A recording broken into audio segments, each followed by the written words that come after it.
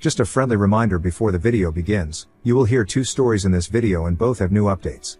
Now on to the first story. Me, M30, and wife, F27, own a sizable farm that is usually the nexus of family events. 5 bedrooms, 3 bathrooms, 300 acres and electrical hookups for 4 campers so the whole clan can come stay for extended visits in the summer. We built it that way deliberately. My cousin Bill, M early 50s, has a daughter Alice, F18, from his first marriage. His first wife was an immigrant with no family in our country and no contact with any family in her home country. She passed away when Alice was 2 and Bill remarried Tanya, F early 50s, 6 months later. They have since had 3 kids, M14, M12, F8. Alice is a brat. Everything in their house revolves around either the boys, their 2 oldest together, or their princess, their daughter together, and Alice is left behind. She doesn't get to go on family trips. They wouldn't pay for extracurricular stuff. She couldn't take elective classes that had extra fees, etc. I'm not a smart man, but I can recognize a kid that's hurting inside and being neglected. She's like Mr. Hyde with them and drive Jekyll elsewhere. For the last 4 summers she's been coming to work on my farm because her parents don't want her around over summer break. She turned 18 recently, and leading up to her birthday her dad was very adamant that she was being kicked out of the house when she turned 18 because it will teach her responsibility. We, wife, Alice and I, discussed it, and early on her birthday we pulled up with my truck and packed her stuff up. We only packed things she purchased herself or things that were given to her by another person. My boss got creative with our benefits provider so we can get Alice on my medical benefits until she finishes university. She starts in a few weeks, so she's able to go to therapy. He reads this subreddit a lot, so even though this is a throwaway, I know you'll read this, Chief. Thank you. And she's able to get back into sports while still saving her money. This is where it all comes apart. Bill and Tanya are pissed that we took her in and refused to come to family events. Part of the family refused to attend as well because I'm undermining Bill and Tanya. I'll understand when I have kids. After they refused to attend events, a few others said that with gas being so expensive and not everyone attending, they'd skip as well. My answer of okie dokie, come if you want and don't if you don't. Further upset people who thought I should have tried harder to get people to come, so now we're down to about 1/4 of the family in attendance for events. My aunt suggested that we have Alice over on weekends and that she stays in a dorm during the week to smooth things over. I think that's dumb. But I'm dumb and stubborn. My wife thinks it's dumb and she's really smart but also very much attached to the situation. Alice said she'd rather stay with us but would try the dorms to help make peace. Am I the jerk for not going with the dorm suggestion to keep the peace? Edit for info. I called Alice a brat and my original post was way past the character limit, but in some of the stuff that got pared down I explained it more. Typical teenage acting out but cranked up. Slamming doors. Screaming matches with her stepmom. Swearing. Probably 3 or 4 big blowouts a week and sometimes over some pretty disproportionately small stuff. I've watched her grow and the acting out definitely came after the exclusion from family stuff. Edit 2. Thank you everyone. Gonna keep on keeping on. Bit of a mini update. I ripped the band-aid off with the old fam jam and told them that fewer mouths to feed isn't the punishment they thought it was. Anyone else who was coming is still welcome, and I'd have the extra cash from not feeding so many people to help the folks concerned about gas prices make it out if they so chose. I'm in like 4 different family group chats and they're all lighting up. I'm going to turn my phone on silent for a while and let the sparks fly. I'll check in on the post in a while, and if anything noteworthy comes up and it's interesting I'll give you all an update in the future. Edit 3. Alrighty. Here's the update on the situation and a little background info for some consistent topics in the comments. So, my family likes to gossip and they're damn efficient at it. If your truck breaks down with only you in it 5 miles from home, word has reached every aunt and cousin before you're in your door. When I put the word out, it traveled fast. This morning I've been called all the names in the book and some new ones, so there may be a revised and updated edition of said book coming out. I've been told I'm a good guy, a bad guy, I'm stupid, I'm smart, I'm short-sighted, I'm thinking ahead. It's been neat. Long story short, I've got about a dozen relatives telling me thanks and they'll buy me a pint next time they're out, and about triple that who never want to speak to me again, so those are both significant victories. Now, nobody here really cares about me. We're all about Team Alice here. She's a Redditor apparently and came across the post independently of me showing her. There were tears, born of stress and relief I think, and she's going to be staying here with us until she's ready to start the next chapter of her life, whatever and whenever that might be. She's got classes picked. Her college picks first-year classes for you for the most part, so it was a couple electives, and is looking into the women's rec league for a hockey team when the season starts, so she's all set on that front. Regarding feeding everyone and paying for gas, without going into details, I was very fortunate as a young man to be working very hard at a job I was woefully underqualified for while a very wealthy person was on site. Basically right place, right time, and the chief took me in and mentored me. We have made a lot of money on a business venture together in addition to me working for him, and since then I haven't exactly had FU money, but enough that I was able to buy the property I live on outright and build my home here with my wife, who also makes good money. Family is important to both of us and neither of our sides of the family tree have much for money, so we've done our best to make sure money isn't a barrier to getting together and seeing one another. Now, the big news. Tanya drove down to my house this morning. Bill and I had some very loud, very angry words when he drove down last night after I chose the nuclear option in the family group chat, so she actually waved a white flag from her car when she pulled up. I shooed the dogs and alpaca away and went out to talk to her, brought her out a muffin and we had a bit of a chat. Allegedly, Bill was threatening to kick Alice out to scare her straight and that they weren't actually going to kick her out and they were caught off guard when we showed up on the morning of her birthday. I told her that she was missing the point and that I'm not sure I could use small enough words or short enough sentences to explain it to her if she thought that was the only problem. She cried. She peeled out of my driveway at Mach 7 and it's been radio silent since, which I'm currently enjoying. Thanks everyone for the support. I'm not really a Reddit guy, so I don't imagine I'll be back, but for my brief stay here, you definitely don't live up to the negative reputation the rest of the internet has given your site. You're a good bunch, keep your sticks on the ice. More info. In our conversations about the dorm, I told her that it was 100% her decision, but that I really didn't care about cousins I only see when I'm feeding them show up and that I wanted her to make the call that made her happy. Consensus between her and my wife seems to be that maybe in a few years the dorm would be a good step between living at home and getting her own place, but staying with us for now is what she wants. At this point it's pure speculation, but I've always sort of picked up that Bill is of the opinion that Tanya and their kids together are his family and she's this sort of Harry Potter-esque relation he's stuck with. At first I thought it was a race thing. Her mom was from Guatemala and she has dark skin and pin straight dark hair rather than being pale curly haired like the rest of us. But as she aged, if you compare photos of her mom to her at the same ages, they could have been twins. I think it's a lot of jealousy from Tanya and Bill is just a dirtbag, so I have no idea how his brain works. What I meant is that Alice acts out pretty severely and is like a completely different kid with her folks than anywhere else. If you ask her teachers, coaches, other relatives who have her over will all tell you she's a great kid, smart and compassionate. You see her at home with her parents and it's a different story. I 100% recognize that she's acting out so badly because the only time she gets any attention at home is when she's being punished, but I cut the part explaining that out because I'm not such good with the wordsmithing sometimes. Alice doesn't cause harm from anything I've ever seen or been told. She stomps off and slams her bedroom door, gets into shouting matches with her stepmom and swears a lot. Her dad and I have locked horns over this a few times. I was still a young gun myself when her mom passed, so I haven't always been in a position to do anything more than lock horns, but I've at least been here. Not to excuse the extended family, but I think a fair few of them would be more sympathetic if they lived closer and didn't just get his spin on it over Facebook and saw what the branch of the family tree that lives here sees. They're not a big league of evil aunts and uncles. They're just kinda ignorant, and have been fed a very creative interpretation of the truth by Bill and Tanya for over a decade with no evidence of there being more to it. Plus my dislike for Bill and Tanya is quite well known in our family, which also colors their perception of the situation a bit, I'd wager. That does sound ominous when it's put like that, but as far as I know there's nothing untoward there. Alice's mom was hit by a random drunk driver and Bill's just a schmuck. Without putting the family dirty laundry out there, my understanding is that their marriage was born out of convenience and not necessarily love. That's its own story that doesn't really belong on Reddit. Update: am I the jerk for taking in my problem cousin and canceling family events?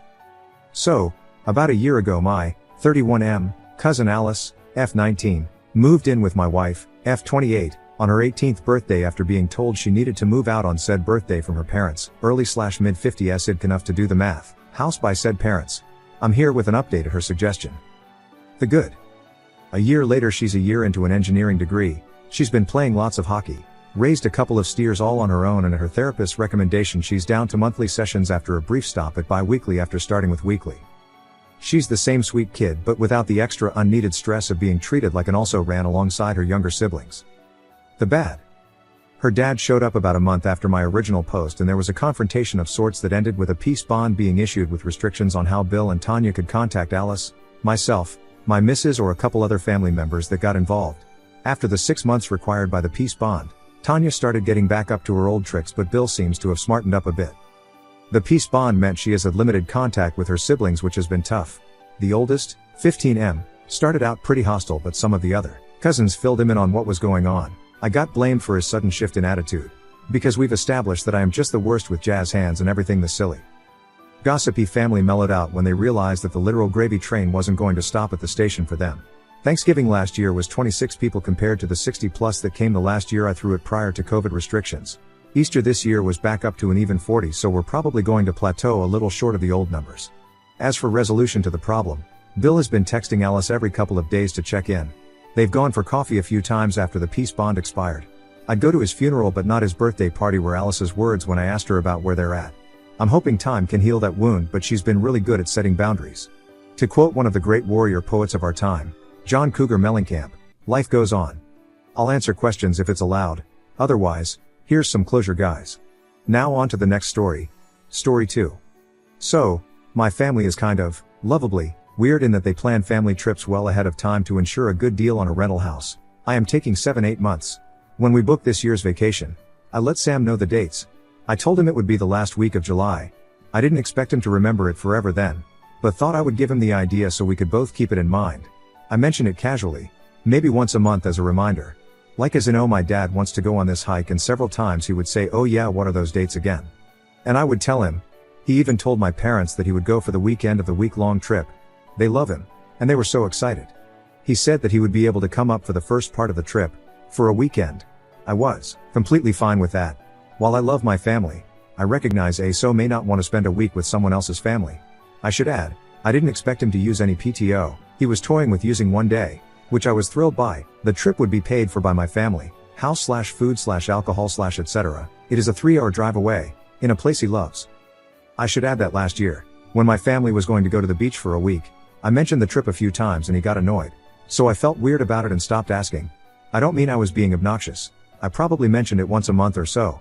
Because he got annoyed, I stopped mentioning it a month or two before the trip. About 2-3 weeks before the beach trip, I asked him what his plans were. He said he had spaced and completely forgotten, and that he would be on call. It's non-medical. It's people calling out of shifts, so he has to be in town even though it requires no action. That week and couldn't go. I was so disappointed. I really wanted to spend time at the beach with him, and was only asking for a weekend. I talked to him about it a couple of times, and I asked if he was nervous to spend time with my family, or didn't like something about them. He assured me that that was not the case. We got into a fight, and he said that he felt like he was a kid that missed an assignment and I was a teacher. It was really our first argument. This was almost 1 year into the relationship. He has hung out with my family maybe once a month, or every 2 months for a couple of hours. We tend to do a meal and talk for a couple hours, then go see his folks and do the same thing. His family doesn't take a yearly week-long trip, so I understand if it feels strange to him, but I don't see him not wanting to spend 2 nights as a big huge ask. The kicker is that earlier this year, he complained that I had too many trips. I occasionally do girls' trips with my friends, and have tried to plan an occasional trip for him and I that I think he and I would like. He loves camping, so a camping trip within a reasonable distance in a city we both want to see. For example, when he said this, I said, I will make an effort to cut back on trips, but I don't want you to feel like you have to come on all of the trips. I want you to feel comfortable. The only trip I care about you coming on this year is spending a weekend with me and my family in the mountains. Maybe he forgot I said this, but this really sticks out to me. Essentially, I gave him a ton of notice, said it was really important to me. He told my parents, and my sweet grandma that loves him, that he would come for the weekend. Then last week, less than 3 weeks before the trip, I ask him what his schedule is like for July. He lets me know that unfortunately he is going to be on call that entire week and can't make it. He can, however, make it to the other trip going on that month to go party at a friend's place, plans that were made several weeks ago. I was so disappointed. He told his work that the only week he couldn't be on call was the party house weekend. He didn't even attempt to ask me when my family trip was. I asked him why he didn't, and he said, well, we did schedules at 4 p.m. That's kind of a weird time to text you. It's not. He offered to come up Thursday night, which is the last night of the trip. So he would arrive Thursday night, and we would leave Friday morning after cleaning the house that morning. That does not sound like fun to me. I said no worries on coming up for the last night. Honestly, I don't even want him to come at this point. He didn't offer any other alternative, so I can absolutely tell he isn't interested in coming. We were supposed to move in together, but this plus a bunch of other stuff. I sat him down a couple days ago and I said I can't move in. There are just too many concerns. He was upset but said he understood. The other concerns on my end include him not being super verbal, him not wanting to talk on the phone or text much. This has gotten slowly painfully better. Him not being incredibly motivated to switch jobs. He's been miserable for years and I have helped him edit his resume, sent links, tried not saying anything, tried being supportive. I have tried everything. I know it is up to him. Different drives, his being much lower. Different ideas of how often to go out. I like an occasional brewery and he would prefer to stay at home and watch Netflix. Different ideas of diet. He doesn't really like fruits or veggies and eats out a ton. Getting a little better, but I eat fairly healthily and I exercise 3-4x a week. Honestly, sometimes I wonder, is he even that into me? Then he will come over and be all cuddly and sweet and excited to see me. I have never experienced something this confusing before. The verbal stuff and texting and eating were getting better, so I naively thought he would come on this trip this time. He is sweet and kind and funny and very affectionate and loving and caring, but I think I have hit my limit. Am I being unreasonable here about the vacation? Is it ridiculous to expect ASO to come on part of a family trip 2 years in? Update, me, 27F, with my boyfriend, 29M, of 2 years. He keeps promising to go on family trips with me, then backs out at the last minute. He won't give any reason why. Well, it's been 3 weeks, and a lot has happened. First of all, thank you to everyone that took the time to read and respond. I sat him down the day after making that post, and I broke up with him. He was devastated. Didn't see it coming at all, even though I had said we should wait to live together, and we'd had a discussion about me being unhappy. I didn't cry. I wasn't even that upset. I think tells me that I was getting over the relationship slowly, and had known for a while that it wasn't meant to be. I mentioned the trip situation, as well as the different sex drives, and some other reasons. He asked if there was anything he could say or do, and I said no. I was very nice to him, but very firm that it was over between us. I left that evening and we met up a week later to talk at his request. We have some friend overlap, so I thought it might be best. He told me he never thought I would leave. It never even crossed his mind that I would ever be frustrated enough to go. He said that several times. That he always thought there was always tomorrow to make things better. That was odd to me. I mean, we'd had like 5-6 conversations over the 2 years with me saying, hey, I am not feeling loved and I am not feeling fulfilled here. Here is where it gets bizarre. He told me that the reason he hadn't wanted to hang 2 nights in a row ever, and just did his own thing, and never wanted to grocery shop together or go do things, was that he was preparing for moving in together, for a full year, by getting in as much bachelor time as he could. I asked if this was a conscious decision and he said yes. That just blows my mind. I asked him if he thought making the relationship weaker made sense for me to want to move in with him. He said, well, when you put it like that, no. I'm baffled. I don't know whether to believe that explanation or not, but it really doesn't matter. It just affirmed I made the right decision, something I have not doubted for a second. Of course now he's all chatty Cathy and trying to show me he cares, but I told him we need to not talk anymore. There is literally nothing he could do that could change my mind. I told him that an effort after a breakup feels hollow to me, that I don't want a foundation like that for my relationship. That actions taken after a breakup are typically just to reduce pain, they aren't real change. That if he had wanted to hang more with me, or initiate sex with me, etc., he would have, especially after many conversations. Oh, and the low sex drive thing. Turns out he is addicted to pornography. He was lying about it the entire time. I never knew because we didn't spend enough time together for me to understand. And I of course never checked his stuff, so I had no clue. Usually I am intuitive, but I trusted him when he would turn me down after I was gone on a 7-day trip that it wasn't because he had done things a bunch. The fact that he was lying about it and chose to do it over me, it's so disappointing, but I know I can do a lot better. He told me he would think about me and want me, but it was just easier to do things himself rather than call me up. I told him numerous times I would love to spontaneously come over. It's a 15-minute drive, and he never once took me up on that. I am not going to let it make me feel badly about myself though. I know there have been people in the past that really enjoyed sex with me, and there will be someone in the future. I am over it.